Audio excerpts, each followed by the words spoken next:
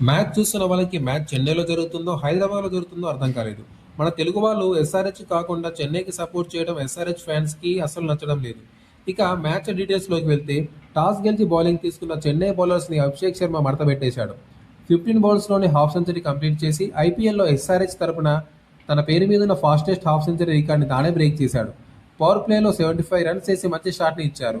Power play last ఓవర్లో travels 20 balls 23 runs చేసి out అయ్యాడు.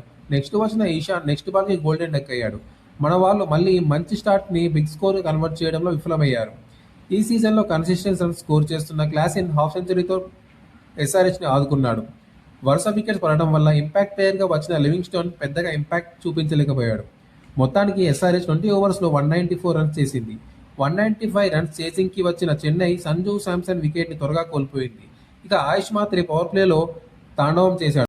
లాస్ట్ మ్యాచ్ హీరో ప్రఫుల్ బౌలింగ్లో భారీగా స్కోర్ చేశాడు.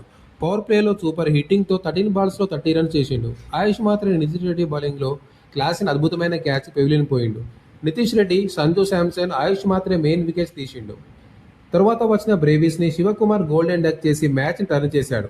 ఇక లాస్ట్ మ్యాచ్లో మంచి డెబ్యూ చేసిన హుస్సేన్ ఈ మ్యాచ్లో కూడా రన్స్ ఇవ్వకుండా మంచిగా బౌలింగ్ చేసి చాలా ఇంపార్టెంట్గా ఉండే దూబే వికెట్ని తీసి మ్యాచ్ని కంప్లీట్గా లాగేసుకున్నాడు. ఈశాన్ మలింగా సూపర్ స్పెల్ వేసి 3 వికెట్స్ తీసి ప్లేయర్ ఆఫ్ ద మ్యాచ్ గెలిచిండు.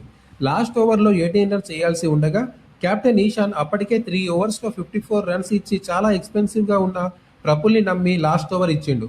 ప్రఫుల్ లాస్ట్ ఓవర్లో 7 రన్స్ ఇచ్చి 1 వికెట్ తీసి మంచి కంబ్యాక్ చేశాడు.